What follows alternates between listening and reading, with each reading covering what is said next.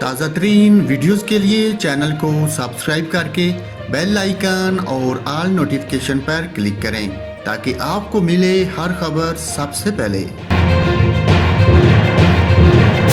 और नाजरीन, महकमा मौसमियात का कहना है कि कल कराची में तेज़ हवाएं चलने का इम्कान है। साहली इलाकों में हवाओं की रफ्तार 60 किलोमीटर फी घंटे तक हो सकती है।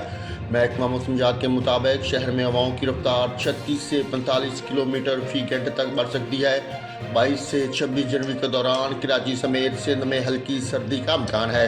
महकमा मौसमियात का कहना है कि इस दौरान कराची में रात का दर्जा हरारत 8 से 9 डिग्री गिर सकता है।